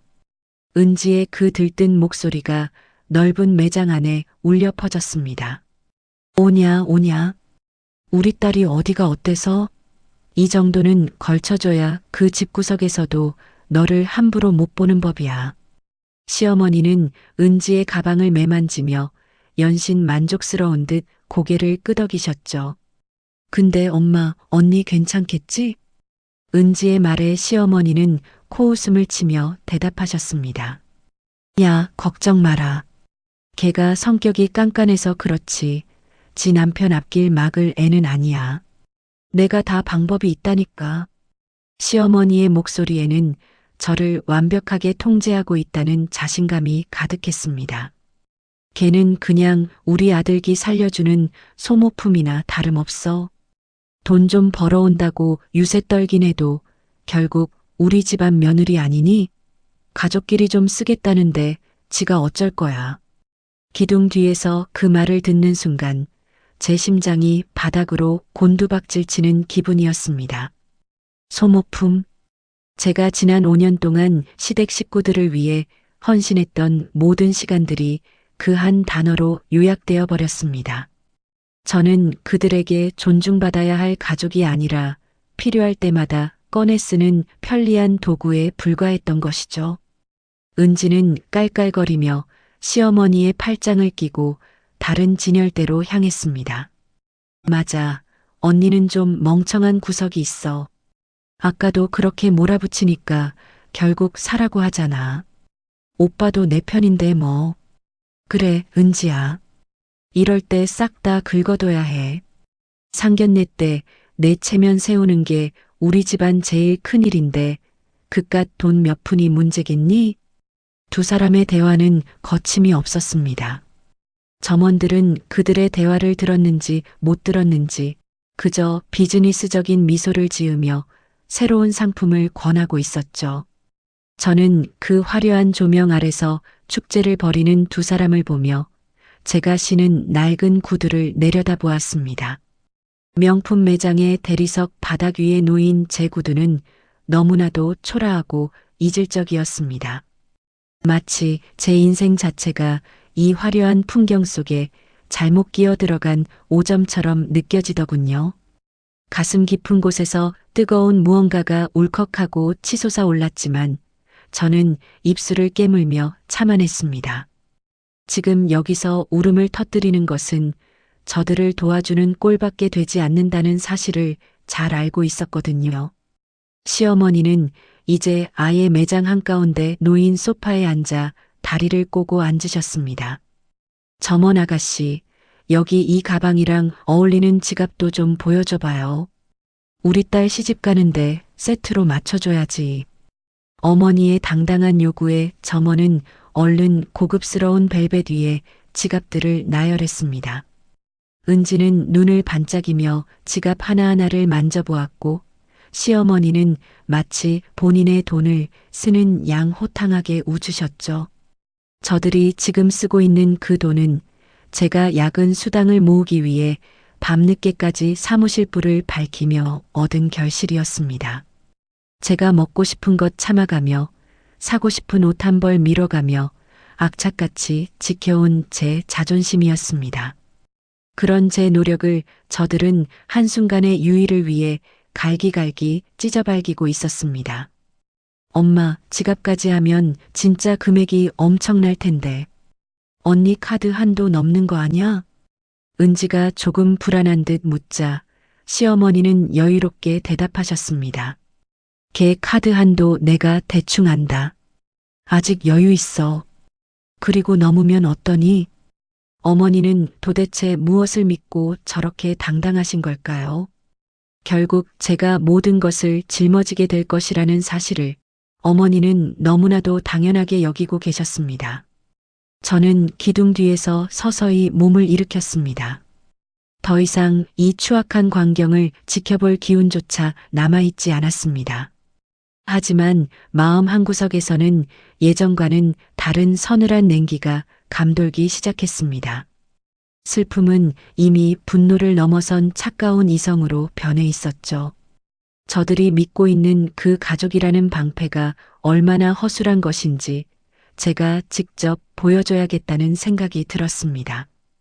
저는 조용히 매장을 빠져나와 백화점 복도로 나섰습니다. 화려한 매장 조명이 제 등 뒤에서 멀어질수록 제 눈앞의 현실은 더욱 명확해졌습니다. 저는 복도 한편에 있는 벤치에 앉아 휴대폰을 꺼내 들었습니다. 화면에는 여전히 실시간 결제 내역들이 주르륵 떠 있었습니다. 방금 전 매장에서 보았던 그 지갑도 결제되었는지 새로운 알림이 하나 더 추가되더군요. 카드 승인 98만 원 명품관. 지갑 하나에 98만 원. 저는 그 숫자를 가만히 들여다보았습니다. 그리고 제 손가락은 자연스럽게 카드사 앱의 분실 및 도난 신고 메뉴로 향했습니다. 아니, 신고보다는 더 확실한 방법이 필요했습니다. 저는 앱 설정에서 해외 및 국내 결제 일시 정지 버튼을 찾아냈습니다. 손가락 끝이 미세하게 떨렸지만 주저함은 없었습니다. 가족이라서 다 이해해줘야 한다고 하셨죠, 어머니? 저는 나지막이 읊조리며 그 버튼 위에 손가락을 올렸습니다. 매장 안에서는 지금쯤 시어머니와 은지가 쇼핑백들을 정리하며 다음 목표물을 찾고 있겠죠. 혹은 가장 비싼 가방의 결제를 위해 카운터로 향하고 있을지도 모릅니다. 그들의 머릿속에는 오직 화려한 상견례와 남들에게 뽐낼 명품들만이 가득할 것입니다. 그 욕망의 끝에서 그들이 마주하게 될 현실이 어떤 것일지 저는 이제 궁금하지 않았습니다. 제가 할 수 있는 마지막 배려는 그들이 더 큰 빚을 지지 않게 막아주는 것뿐이라는 생각이 들었죠. 저는 심호흡을 한번 크게 하고 화면을 꾹 눌렀습니다. 국내 결제 일시 정지가 완료되었습니다. 화면에 뜬 그 짧은 문구와 함께 제 가슴속을 짓누르던 거대한 바위 하나가 굴러떨어지는 듯한 기분이 들었습니다. 동시에 알 수 없는 해방감과 함께 서늘한 긴장감이 온몸을 휘감았죠. 이제 주사위는 던져졌습니다. 저는 자리에서 일어나 다시 낡은 구두의 균형을 잡았습니다. 백화점의 화려한 조명들이 이제는 저를 비웃는 것이 아니라 다가올 폭풍을 예고하는 전조등처럼 보였습니다. 저는 뒤도 돌아보지 않고 백화점 출구를 향해 걸어나갔습니다. 밤 공기는 여전히 차가웠지만 제 가슴속은 알 수 없는 열기로 뜨겁게 달아오르고 있었습니다. 시어머니와 은지의 그 가식적인 웃음소리가 이제는 더 이상 들리지 않았습니다. 오직 제 낡은 구두가 바닥을 치는 규칙적인 소리만이 고요한 복도에 울려 퍼지고 있었습니다. 그것은 제가 제 인생의 주도권을 다시 찾아오는 당당한 발걸음 소리이기도 했습니다. 폭풍 전야의 고요함이 제 주변을 감싸 안았습니다. 내일 아침, 아니 잠시 후면 터져나올 그들의 아우성이 벌써부터 귓가에 들려오는 듯 했습니다. 하지만 저는 더 이상 두렵지 않았습니다. 제가 지켜야 할 것은 그들의 허영심이 아니라 제 달아버린 영혼이라는 것을 이제야 깨달았기 때문입니다. 저는 어두운 밤거리로 나서며 제 인생의 새로운 장을 열 준비를 마쳤습니다. 그 끝에 무엇이 기다리고 있든 이제는 제 발로 당당하게 걸어갈 수 있을 것 같았습니다. 백화점 밖으로 나오니 차가운 밤 공기가 폐부 깊숙이 밀려들어왔습니다. 방금 제 손가락 끝으로 눌렀던 그 결제 정지 버튼의 감촉이 여전히 검지 끝에 남아있는 것만 같았죠. 하지만 발걸음은 멈추지 않았습니다. 저는 백화점 정문 맞은편에 있는 작은 카페 창가 자리에 자리를 잡고 앉았습니다. 유리창 너머로 보이는 백화점의 화려한 조명은 마치 곧 터질 폭탄을 품은 불꽃놀이처럼 위태로워 보였거든요. 심장은 여전히 빠르게 뛰고 있었지만 아까와 같은 두려움이나 억울함 때문은 아니었습니다. 이제 곧 마주하게 될 그들의 진짜 얼굴을 확인할 준비가 되었기 때문이었죠. 시계를 보니 폐점까지는 이제 겨우 15분 남짓 남아 있었습니다. 그 짧은 시간 동안 그들은 가장 화려한 마지막 축제를 준비하고 있을 게 분명했으니까요. 예상대로였습니다. 휴대폰 화면에 카드사 앱에서 보낸 알림 하나가 더 떴습니다. 결제 실패 1200만 원 명품관 사유 카드사 승인 거절 일시정지. 1200만 원. 숫자 0이 몇 개인지 다시 한번 세어보게 만드는 그 어마어마한 금액을 보는 순간 저는 헛웃음이 터져 나왔습니다. 결국 그들은 제 경고를 무시하고 1200만 원짜리 가방에 손을 댄 것이었죠. 그 돈이면 제가 굽이 닳도록 뛰어다니며 번 연봉의 상당 부분이었고 우리 부부가 몇 년을 아끼며 모아야 하는 거액이었습니다. 그걸 단 몇 초의 결제로 날려버리려 했다는 사실에 제 마음속 마지막 남은 일말의 자비심조차 깨끗이 사라져버렸습니다. 그 시각 명품 매장 안의 풍경이 눈앞에 선하게 그려졌습니다. 시어머니는 아마도 그 어느 때보다 기세등등하게 카드를 내밀었을 것입니다. 은지는 드디어 꿈에 그리던 가방을 손에 넣었다는 생각에 세상을 다 얻은 듯한 미소를 짓고 있었겠죠. 점원은 아주 조심스럽고 공손한 태도로 제 카드를 받아 기계에 꽂았을 것입니다. 하지만 승인 거절이라는 짧고도 냉정한 기계음이 매장 안에 울려 퍼지는 순간 그 우아했던 공기는 단번에 얼어붙었겠죠. 저는 카페 의자에 등을 기대고 가만히 눈을 감았습니다. 잠시 후 정적을 깨고 제 휴대폰이 미친 듯이 울부짖기 시작했습니다. 발신자는 시어머니였습니다. 저는 바로 받지 않았습니다. 벨소리가 끊어질 때까지 가만히 지켜보다가 두 번째 전화가 오고 나서야 천천히 통화 버튼을 눌렀죠. 네, 어머니. 무슨 일이세요? 제 목소리는 제가 들어도 놀랄 만큼 차분하고 냉정했습니다. 전화기 너머에서는 시어머니의 찢어지는 듯한 고함이 터져 나왔습니다. 너 지금 뭐 하는 짓이야? 당장 이거 어떻게 좀 해봐. 어머니의 목소리는 분노와 당황함으로 부르르 떨리고 있었습니다. 뭐를 어떻게 해달라는 말씀이세요? 이게 지금 카드가 안 되잖아. 점원 아가씨가 카드가 정지됐다는데 이게 말이 되니? 너 아까 내가 가방 산다니까 일부러 그런 거지. 어머니의 비명소리에 주변 사람들까지 쳐다보는 것 같은 소음이 수화기를 타고 전해졌습니다. 어머니, 제가 아까 말씀드렸잖아요. 한도가 다 찼다고요. 무리하게 긁으시니까 카드사에서 이상 결제로 감지하고 정지시켰나 보네요. 저는 미리 준비해둔 변명을 아주 담담하게 내뱉었습니다. 이상 결제는 무슨, 내가 지금 이 귀한 가방을 눈앞에 두고 얼마나 망신을 당하고 있는지 알아? 뒤에 줄 서 있는 사람들이 다 나만 쳐다본단 말이야. 어머니는 본인의 잘못보다는 남들에게 당하는 망신이 더 참을 수 없는 모양이었습니다. 어머니, 1200만 원은 너무 하셨잖아요. 제 카드 한도가 아무리 높아도 그건 상식 밖의 금액이에요. 너 지금 나 가르치려드니? 내가 떼먹는데? 우리 은지 상견례가 내일 모레인데 이 가방 없으면 그 집 식구들한테 비웃음 당해. 당장 카드사에 전화해서 정지 풀어. 시어머니의 요구는 끝까지 당당했습니다.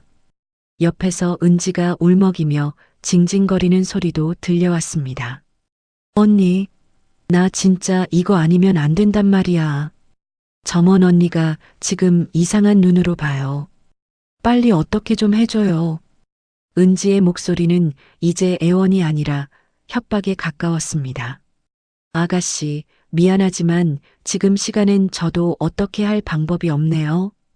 카드사 고객센터도 상담원 연결이 안 되는 시간이고요. 너 미쳤어? 거짓말하지 마. 너 팀장이라며 그런 것도 하나 해결 못해? 당장 한도 늘려놓으라고. 시어머니는 이제 아예 이성을 잃고 소리를 질러댔습니다. 매장 안에 있는 부유한 손님들이 그 상스러운 고함을 다 듣고 있을 거라 생각하니 제가 다 얼굴이 화끈거릴 지경이었죠. 하지만 한편으로는 속이 뻥 뚫리는 것 같은 묘한 쾌감이 느껴졌습니다. 어머니, 소리 지르신다고 해결될 일이 아니에요. 일단 가방은 내려놓으시고 그냥 나오세요. 그게 덜 망신당하는 길이에요. 뭐, 그냥 나와? 내가 거지니? 내가 여기서 그냥 나가면 내 체면이 뭐가 돼? 너 지금 당장 백화점으로 와. 와서 내 입으로 설명해. 어머니는 이제 저를 현장으로 불러내어 제 탓으로 돌리려는 심산인 듯 했습니다. 못 가요, 어머니. 저 너무 피곤해서 지금 집 근처예요. 그리고 제가 간다고 정지된 카드가 살아나나요? 이게 진짜 보자 하니까 너 우리 아들한테 다 말할 거야. 너 같은 며느리 둔 내 팔자가 기구하지. 어머니는 늘 쓰시던 마지막 카드인 아들 핑계를 꺼내 들었습니다. 네, 남편한테 말씀하세요. 저도 남편이랑 할 말이 많거든요. 저는 그대로 전화를 끊어버렸습니다. 다시 전화가 걸려왔지만 저는 주저없이 수신 거절을 누르고 전화를 차단했습니다. 카페 창밖으로 백화점 건물을 바라보았습니다. 잠시 후 백화점 입구에서 화려한 쇼핑백들을 주렁주렁 들고 쫓겨나듯 나오는 두 여자의 모습이 보였습니다. 어머니는 분이 풀리지 않는 듯 길거리에서 삿대질을 하며 휴대폰을 귀에 대고 있었고 은지는 얼굴을 가린 채 발을 동동 구르고 있더군요. 그들이 그토록 지키고 싶어 했던 기와 체면이 한순간에 무너져 내린 비참한 광경이었습니다. 저는 그 모습을 지켜보며 식어버린 커피를 한 모금 마셨습니다. 씁쓸한 맛이 혀끝을 감돌았지만 가슴속은 오히려 시원하게 뚫리는 기분이었습니다. 1200만 원이라니. 정말 끝까지 저를 우습게 보셨군요.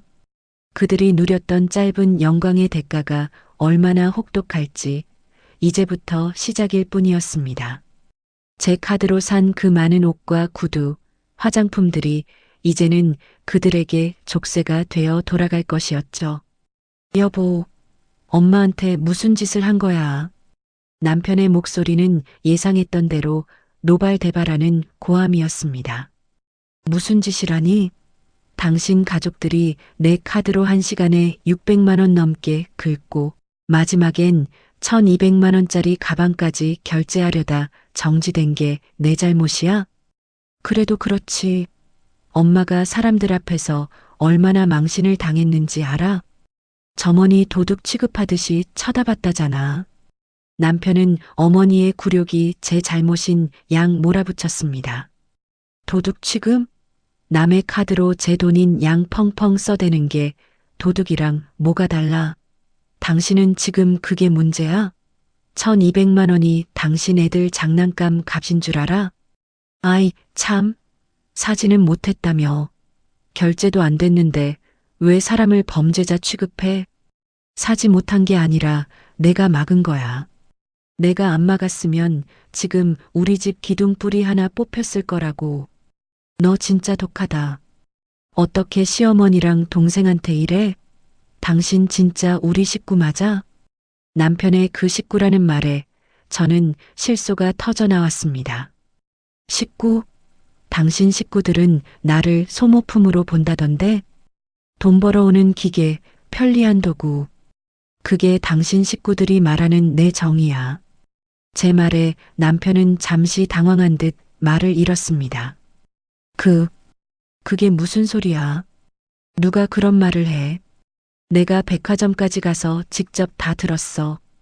당신 엄마랑 동생이 나를 어떻게 생각하는지 내 귀로 똑똑히 들었다고. 남편의 숨소리가 거칠어지는 게 느껴졌습니다. 어쨌든 지금 엄마랑 은지 울고불고 난리 났어. 사과하고 카드 풀어놔. 남편은 끝까지 저를 굴복시키려 들었습니다. 사과? 내가 왜? 사과는 당신 식구들이 나한테 해야지. 그리고 카드 정지는 절대 안 풀어. 내가 직접 카드사에 전화해서 아예 재발급 신청할 거니까 꿈도 꾸지 마. 너 진짜 이혼하고 싶어서 환장했구나? 당장 안 오면 나도 가만 안 있어. 이혼? 그래, 그 말 나오길 기다렸어. 나도 이제 당신이랑 당신 식구들 뒤치다꺼리 하는 거 지긋지긋해. 우리 끝을 어떻게 낼지 결정하자고. 손이 미세하게 떨리고 있었지만 그건 두려움이 아니라 억눌렸던 감정이 터져 나오는 전율이었습니다. 남편과의 전화를 끊고 나니 세상이 정막 속에 잠긴 듯 고요하더군요. 밤바람은 여전히 차가웠고 제 손등에 떨어진 눈물은 금세 식어버렸습니다.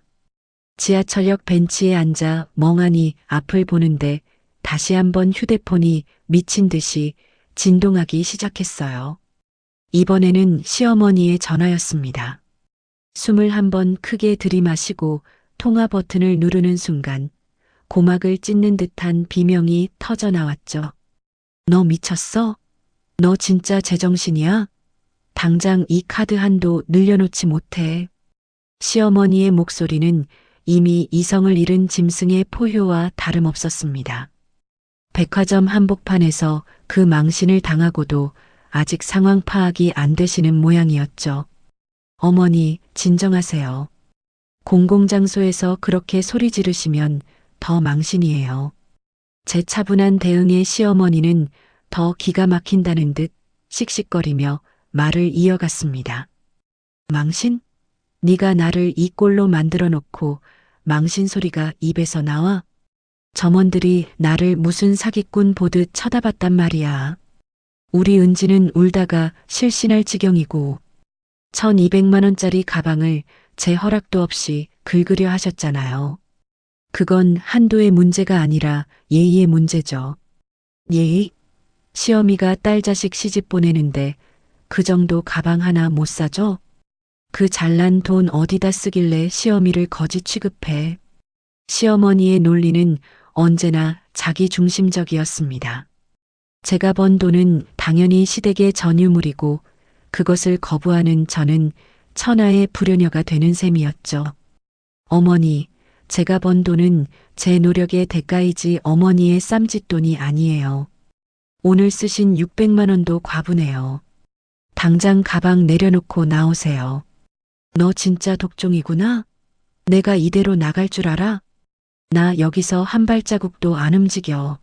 네가 카드 한도 늘려놓을 때까지 여기서 버틸 거다.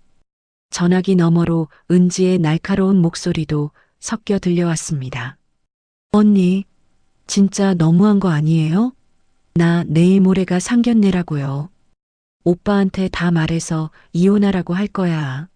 언니 같은 사람 우리 집안에 필요 없으니까. 신우이의 그 당돌한 외침에 저는 오히려 헛웃음이 났습니다. 5년 동안 제가 해준 그 수많은 선물과 용돈들이 주마등처럼 스쳐 지나갔거든요. 하지만 돌아오는 건 고작 이런 비수 같은 말들이었죠. 그래요, 아가씨. 그 가방 하나가 그렇게 소중하면 거기서 밤새워 보세요. 정지는 절대 안 풀 거니까요. 저는 냉정하게 대답하고 다시 전화를 끊었습니다. 곧이어 남편에게서 메시지가 쏟아졌습니다. 당신 미쳤어? 엄마 심장 안 좋으신 거 알면서 어떻게 이래? 당장 백화점으로 가. 은지 결혼 망치면 당신이 책임질 거야? 제발 적당히 좀 해. 남편의 메시지를 하나하나 읽으며 제 마음속에 남았던 마지막 부스러기 같은 애정마저 바스라지는 것을 느꼈습니다. 남편은 단 한 번도 제가 왜 이런 선택을 했는지 묻지 않았습니다. 그저 제 희생이 멈춘 것에 대해 분노하고 있을 뿐이었죠. 저는 벤치에서 일어나 천천히 집을 향해 걸었습니다. 닳아버린 구두 굽이 바닥을 칠 때마다 딱 소리가 났습니다. 그 소리가 마치 제 인생의 낡은 껍데기가 깨지는 소리처럼 들리더군요. 집 근처에 다다랐을 때 저 멀리 현관 앞에 서 있는 남편의 모습이 보였습니다. 남편은 씩씩거리며 제 쪽을 향해 달려오더군요. 야, 너 진짜 독하다. 엄마 지금 응급실 가신다고 난리야. 너 때문에 집안 풍비박산 나는 꼴 보고 싶어서 그래. 남편은 제 어깨를 거칠게 잡아 흔들며 소리를 질렀습니다. 여보, 손 놓아. 그리고 똑바로 봐. 지금 집안을 망치는 게 나야? 아니면 당신 엄마랑 동생이야? 저는 남편의 눈을 똑바로 쳐다보며 말했습니다. 뭐, 우리 식구가 뭘 어쨌다고. 가방 하나 가지고 이렇게 유세를 떨어? 가방 하나? 1200만 원이야. 당신 월급 4달치를 꼬박 모아야 살 수 있는 돈이라고. 그걸 내 카드로 허락도 없이 긁는 게 제정신이니? 아이, 참. 엄마가 나중에 갚는다고 하셨잖아. 그리고 당신 능력 있잖아.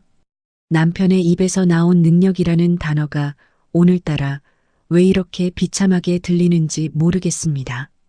제 능력은 시댁 식구들의 허영심을 채워주기 위한 도구가 아니었습니다. 내 능력은 내가 행복해지기 위해 쓰는 거야. 당신 가족들의 노예 노릇하려고 팀장 달고 밤샘 야근한 거 아니라고. 너 진짜 말 다 했어? 당신 오늘 진짜 이상하다.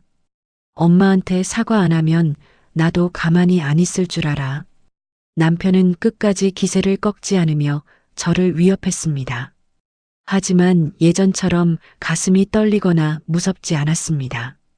오히려 안쓰러운 마음까지 들더군요. 가족이라는 울타리 안에서 저를 착취하는 것에 너무나 익숙해져 버린 그 모습이 말이죠. 사과? 그래, 사과해야지. 근데 그건 내가 아니라 당신들이 나한테 해야 하는 거야. 저는 남편을 밀치고 집 안으로 들어갔습니다. 거실에는 불이 꺼져 있었지만 제 머릿속은 어느 때보다 밝고 선명했습니다. 시어머니는 아마 지금쯤 백화점에서 쫓겨나 집으로 오고 계시겠죠. 아니면 정말 응급실 신용이라도 하며 저를 불러내려 할지도 모릅니다. 저는 가방을 내려놓고 식탁 의자에 앉았습니다. 그리고 5년 동안 제가 묵묵히 기록해왔던 가계부 파일과 카드 내역서들을 하나씩 정리하기 시작했습니다. 그동안 제가 시댁에 쏟아부은 돈, 남편의 주식빚을 갚아준 내역, 신우이 취업 전까지 대중용돈들. 그 모든 기록이 제 분노를 정당화해주고 있었습니다. 잠시 후 밖에서 요란한 자동차 급정거 소리가 들렸습니다. 시어머니와 은지가 도착한 모양이었습니다. 현관문이 부서질 듯 두드려지는 소리와 함께 다시 한번 광기 어린 외침이 시작되었습니다. 이 독한 년, 당장 문 열어. 네가 우리를 거지 취급하고 무사할 줄 알아? 시어머니의 목소리가 복도를 가득 채웠습니다.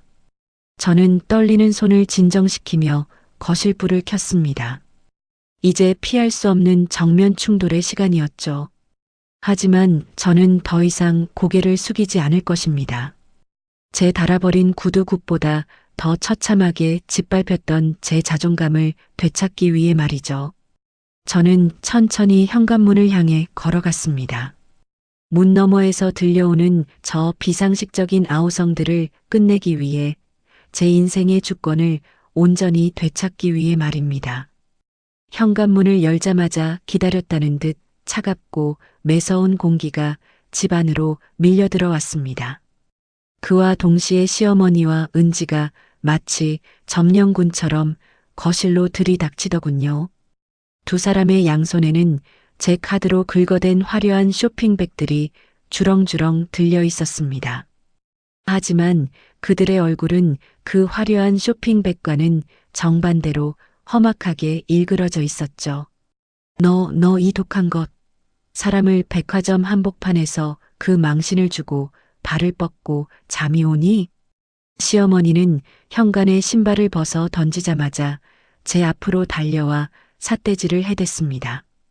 옆에 선 은지는 억울해서 미치겠다는 듯 씩씩거리며 눈을 부라리고 있었고요. 어머니, 집 안까지 오셔서 소리 지르실 거 없어요. 하실 말씀 있으면 앉아서 조용히 하시죠. 저는 최대한 낮고 차가운 목소리로 대꾸했습니다. 제 태도가 너무 담담해서일까요? 시어머니는 오히려 더 악이 받친 듯 소리를 질렀습니다. 앉아?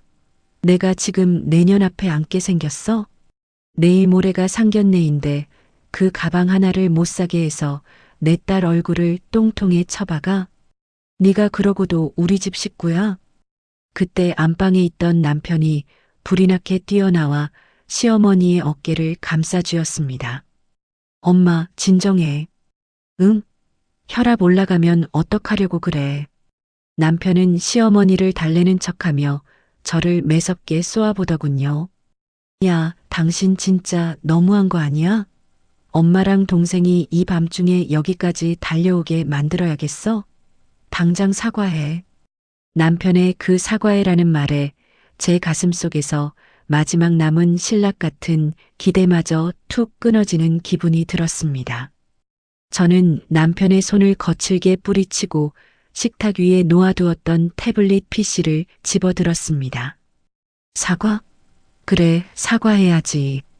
근데 그 전에 당신들도 이것 좀 봐.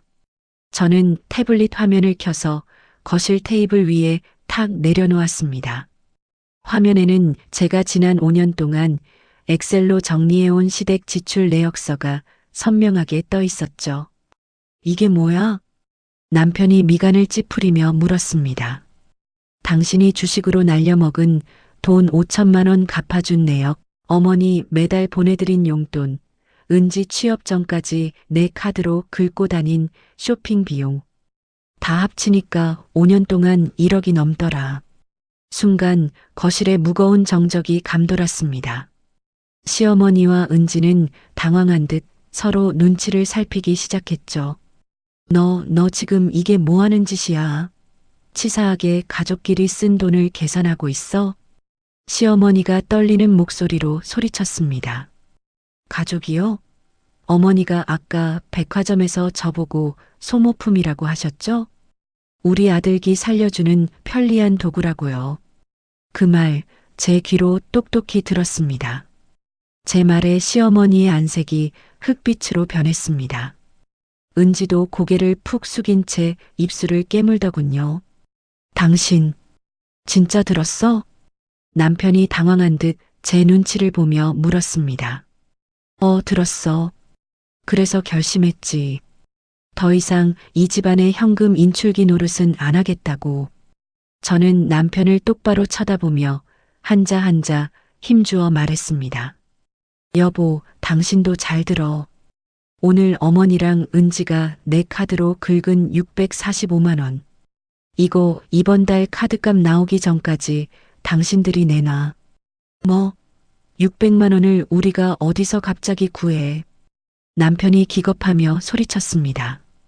못 구하면 저 쇼핑백들 다 들고 가서 환불해.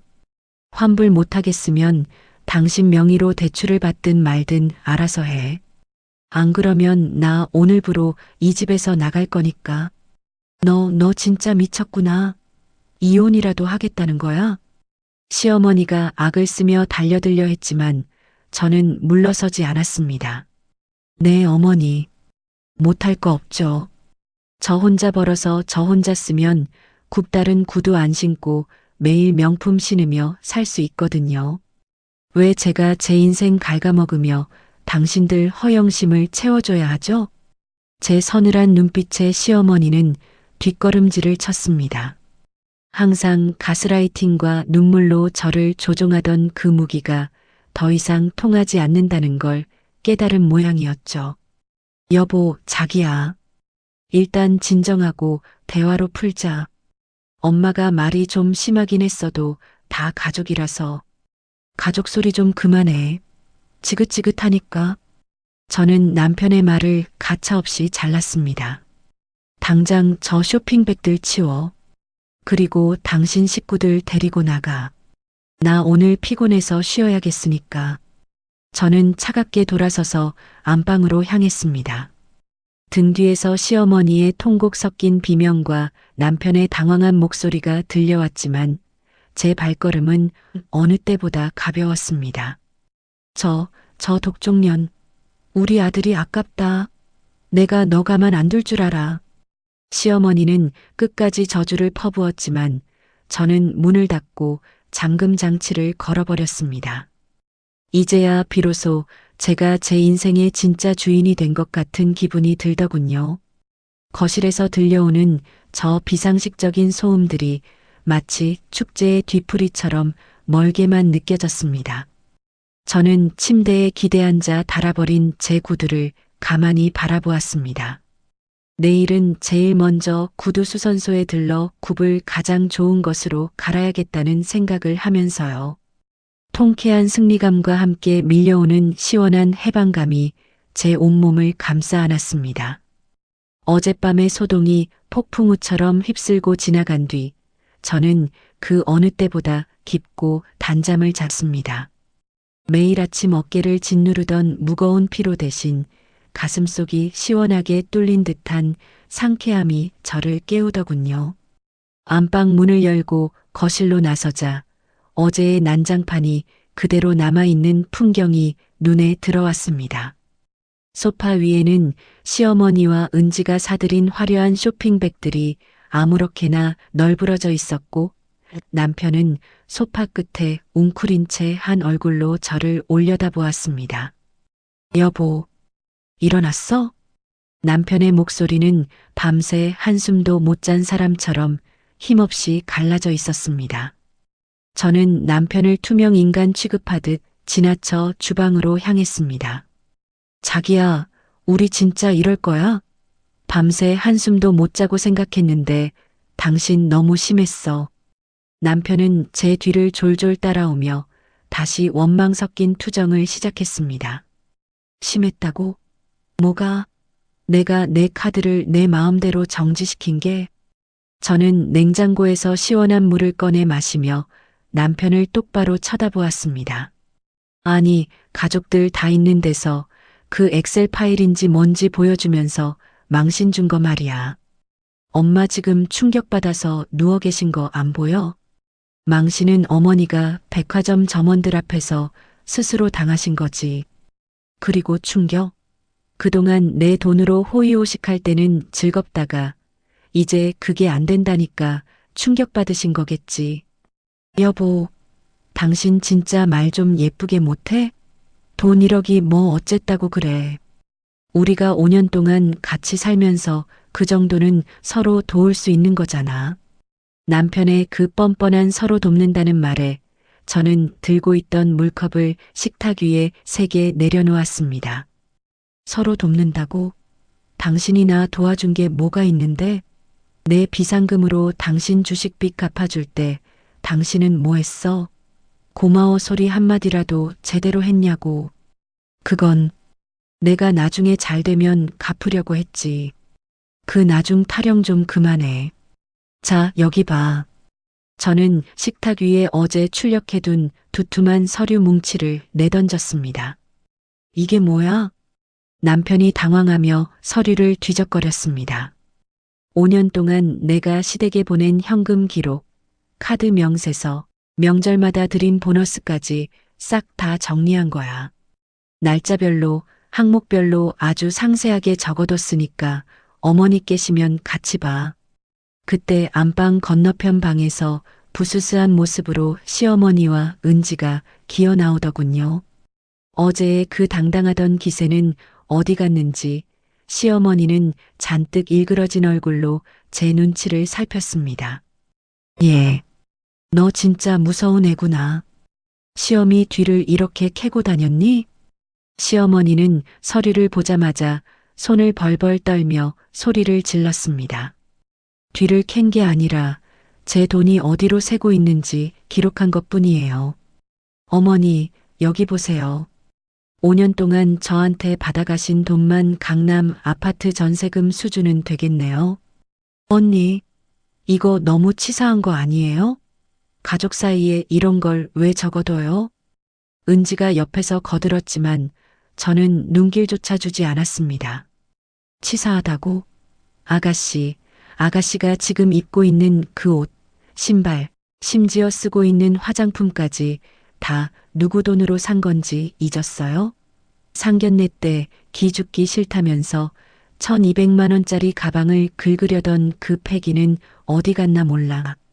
너 진짜. 시어머니가 뒷목을 잡으며 쓰러지는 신용을 했습니다. 어머니, 그 연기 이제 안 통해요. 제가 오늘 카드사에 전화해서 어제 결제된 것들 다 취소 요청할 거고 이미 들고 오신 저 쇼핑백들도 지금 당장 백화점 가서 환불하세요. 뭐, 이미 뜯은 것도 있는데 어떻게 환불해? 은지가 비명을 지르듯 외쳤습니다. 환불 못하면 아가씨가 중고로 팔든 몸으로 때우든 알아서 하세요. 만약 이번 달 카드값 나오기 전까지 저 600만 원 안 채워 넣으면 저 이 서류들 다 들고 법원 갈 겁니다. 법원이라니? 너 지금 내 시댁 식구들을 고소라도 하겠다는 거니? 시어머니의 눈이 휘둥그레졌습니다. 고소가 아니라 부당이득 반환 청구 소송이죠. 그리고 남편이랑은 이혼 소송 진행할 거고요. 5년 동안 유책 사유가 누구에게 있는지 이 서류들이 증명해 줄 테니까 걱정 마세요. 거실은 순식간에 찬물을 끼얹은 듯 조용해졌습니다. 남편은 넋이 나간 듯 바닥에 주저앉았고 시어머니와 은지는 서로의 얼굴만 쳐다보며 입을 벙긋거렸습니다. 항상 가족이라는 방패 뒤에 숨어 저를 갈취하던 그들에게 숫자로 증명된 진실은 그 어떤 고함보다 무서운 무기였죠. 여보, 자기야. 내가 잘못했어. 엄마랑 은지도 생각이 짧았나 봐. 우리 이혼 얘기는 하지 말자. 응? 남편이 제 바짓가랑이를 붙잡듯 매달렸지만 저는 차갑게 그 손을 쳐냈습니다. 늦었어. 당신이 가족끼리 왜 이래라고 할 때마다 내 마음이 얼마나 문드러졌는지 당신은 평생 몰라. 아니, 이제부터 알게 되겠지. 내가 없는 삶이 얼마나 추운지 말이야. 저는 방으로 들어가 가방을 챙겨 나왔습니다. 신발장 앞에서 저는 잠시 멈춰서서 제 낡은 구두를 내려다보았습니다. 굽이 다 닳아 비뚤어진 이 구두가 저를 여기까지 데려다 주었네요. 저는 그 구두를 신고 당당하게 현관문을 열었습니다. 아, 그리고 오늘 퇴근 전까지 저 쇼핑백들 다 환불하고 영수증 사진 찍어서 보내. 1원이라도 비면 바로 변호사 사무실로 갈 거니까 알아서 해. 문을 닫고 나오는데 뒤에서 시어머니의 곡소리와 남편의 당황한 외침이 들려왔습니다. 하지만 그 소리조차 경쾌한 음악처럼 감미롭게 들리더군요. 엘리베이터 거울에 비친 제 모습은 그 어느 때보다 빛나고 있었습니다. 저는 동네에서 가장 실력 좋기로 소문난 구두 수선소로 향했습니다. 사장님, 이 구두 굼 좀 갈아주세요. 세상에서 가장 튼튼하고 비싼 걸로요. 사장님께 구두를 맡기고 수선소 의자에 앉아 있는데 창밖으로 비치는 햇살이 눈부시게 아름다웠습니다. 제 인생의 판도라 상자는 열렸고 그 안에서 튀어나온 진실은 저들을 파멸시켰지만 저에게는 비로소 자유를 선물했습니다. 닳아버린 구두 굽을 대신할 새 굽을 기다리며 저는 제 인생의 새로운 장을 그려보았습니다. 이제 더 이상 누구를 위한 소모품이 아닌 온전한 나 자신으로 살아갈 시간이 시작되고 있었습니다. 구두 수선소에서 굽을 갈고 회사로 돌아가는 길, 제 발걸음은 마치 구름 위를 걷는 듯 가벼웠습니다. 튼튼한 새 굽이 보도블록을 때리는 경쾌한 소리가 제 귓가에는 승전가처럼 들리더군요. 사무실에 앉아 업무를 보고 있는데 오후 늦게 남편에게서 메시지가 왔습니다. 환불 영수증 사진 한 장과 함께 짧은 글이 적혀 있었죠. 다 환불했어. 엄마랑 은지 지금 거의 실성한 사람처럼 울고만 있어. 꼭 이렇게까지 해야 했니? 저는 답장을 하지 않았습니다. 환불은 당연한 것이고 그들이 우는 건 자신들의 욕심이 꺾였기 때문이지 제 잘못이 아니니까요. 그리고 며칠 뒤 드디어 신우이 은지의 운명의 상견례 날이 밝았습니다. 저는 예상대로 그 자리에 참석하지 않았고 주말 내내 혼자만의 우아한 시간을 보냈죠. 상견례가 끝날 무렵인 저녁 8시경 휴대폰이 요란하게 울리기 시작했습니다. 이번에는 남편이 아니라 시어머니였습니다. 너 이 독한 년. 이제 속이 시원하니? 네가 우리 은지 인생을 통째로 망쳐놨어. 전화기 너머로 들려오는 시어머니의 통곡 섞인 비명에 저는 차분하게 물었습니다. 어머니, 상견례 잘 안 됐나 보죠? 가방 하나 없다고 파혼이라도 당했나요? 그래. 그 집 식구들이 은지가 들고 온 가방 보고 비웃었단 말이야. 명색이 대기업 팀장 며느리가 있다더니 가방 하나 변변치 않은 걸 들고 왔냐고 은근히 우리 집안 무시하더니 결국 파혼하자고 연락 왔단 말이다. 시어머니는 길길이 날뛰었지만 저는 그 실체를 너무나 잘 알고 있었습니다. 명품 가방 하나 없다고 파혼할 집안이라면 애초에 속물들이었을 것이고 혹은 은지의 얄팍한 미천이 그 화려한 조명 아래서 적나라하게 드러났기 때문이겠죠. 어머니, 그게 제 탓인가요? 본인 실력에 맞지 않는 집안에 시집 가려다 미천 드러난 걸 누굴 탓하세요? 가짜로 꾸민 모습이 언제까지 갈 줄 아셨어요?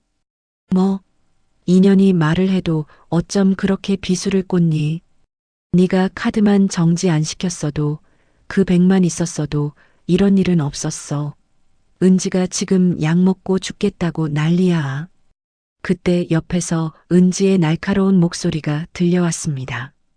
언니 때문이야. 언니가 그날 백화점에서 나 망신 안 줬으면 나 오늘 주인공이었단 말이야. 내 인생 보상해내. 당장 내 가방값 내놔.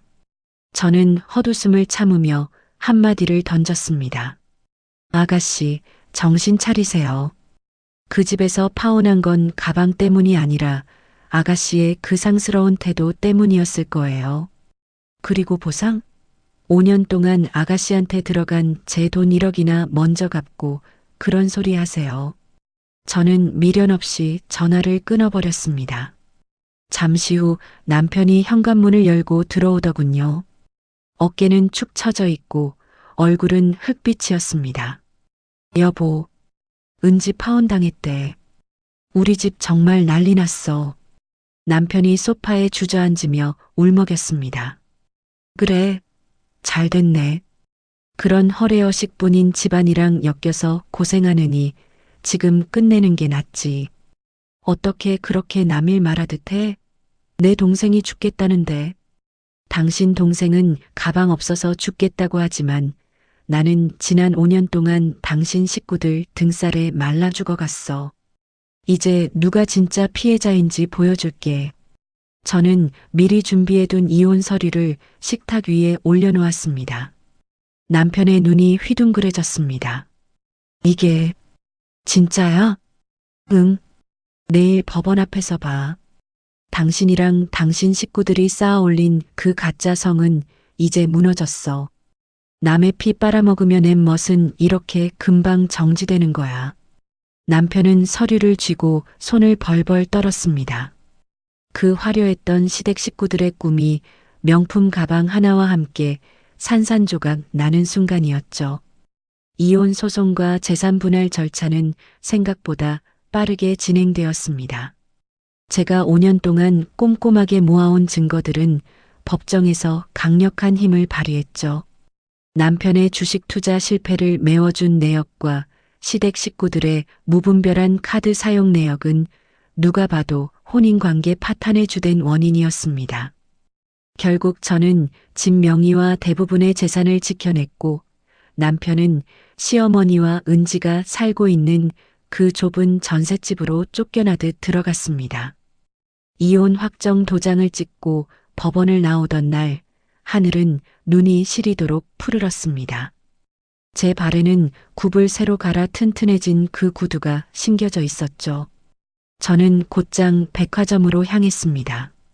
시어머니와 은지가 저를 무시하며 활보하던 그 명품관 층으로 말입니다. 매장 안으로 들어서자 예의 그 우아한 향기가 저를 반겼습니다. 하지만 이번에는 기둥 뒤에 숨어서 눈치를 보던 제가 아니었습니다. 저는 가장 밝은 조명 아래 서서 진열된 가방들을 천천히 둘러보았습니다. 손님, 찾으시는 모델 있으신가요? 점원이 공손하게 다가와 물었습니다. 저는 은지가 그토록 갖고 싶어 했던 1200만 원짜리 그 한정판 가방 앞에 멈춰 섰습니다. 이 가방 한번 볼 수 있을까요? 가방을 어깨에 메고 거울 앞에 섰습니다. 거울 속에는 더 이상 삶에 찌든 중년 여성이 없었습니다. 자신의 힘으로 당당하게 일어서고 스스로의 인생을 개척해낸 승리자가 서 있었죠. 하지만 저는 그 가방을 사지 않았습니다. 디자인은 예쁜데 제 구두랑은 좀 안 어울리네요. 나중에 올게요. 저는 점원에게 미소를 지어 보이고 매장을 나왔습니다. 그 비싼 가방이 없어도 제 가치는 이미 충분하다는 것을 깨달았기 때문입니다. 남에게 보여주기 위한 화려함이 얼마나 부질없는지 저는 지난 5년의 고통을 통해 뼈저리게 배웠거든요. 대신 저는 백화점 1층을 지나며 저를 위한 최고급 수제화 매장에 들렀습니다. 그동안 닳아버린 구두 굽을 고쳐가며 버텼던 제 발에게 주는 선물이었죠. 제 발치수를 재고 가장 편안한 가죽을 골랐습니다. 그리고 제 명의의 새로운 카드를 꺼내 결제했습니다. 카드 승인 85만 원. 휴대폰에 울리는 이 문자 소리는 더 이상 고통의 알람이 아니었습니다. 제가 온전하게 저 자신을 위해 돈을 쓸 수 있다는 자유의 선언이었죠. 백화점을 나오는 길 휴대폰으로 남편의 메시지가 왔습니다. 여보, 엄마가 식당 일을 시작하셨어. 은지는 편의점 알바 중이고 나 너무 힘들어. 우리 다시 시작하면 안 될까? 저는 차갑게 코웃음을 치며 무시했습니다. 시어머니가 말하던 가족끼리의 실체는 결국 각자 자기 인생 자기가 책임지는 것이었습니다. 제 카드로 낸 멋은 정지되었지만 제 발로 걷는 제 인생은 이제부터 시작이었죠. 저는 새로 맞춘 구두를 기다리며 지금 신고 있는 낡은 구두를 내려다보았습니다. 비록 낡았지만 굽만큼은 새 것처럼 단단한 이 구두가 저를 더 넓은 세상으로 데려다 줄 것입니다. 지는 노을을 등지고 걷는 제 그림자가 오늘따라 유난히 길고 당당해 보였습니다. 어머니, 인생은 자기 카드로 사는 거예요. 남의 카드로 낸 멋은 금방 정지되지만 내 힘으로 번 인생은 절대 멈추지 않거든요. 저는 혼잣말을 내뱉으며 어둠이 내려앉는 서울의 거리로 힘차게 걸어나갔습니다. 제 인생의 주인이 오직 나 자신이라는 확신과 함께 제 발소리는 고요한 밤 공기를 가르며 경쾌하게 울려 퍼졌습니다.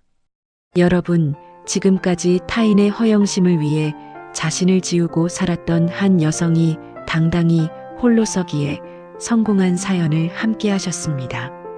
남의 카드로 낸 멋은 결국 유효기간이 짧을 수밖에 없다는 사실을 시어머니와 시누이는 뒤늦은 후회와 함께 깨달았을 것입니다.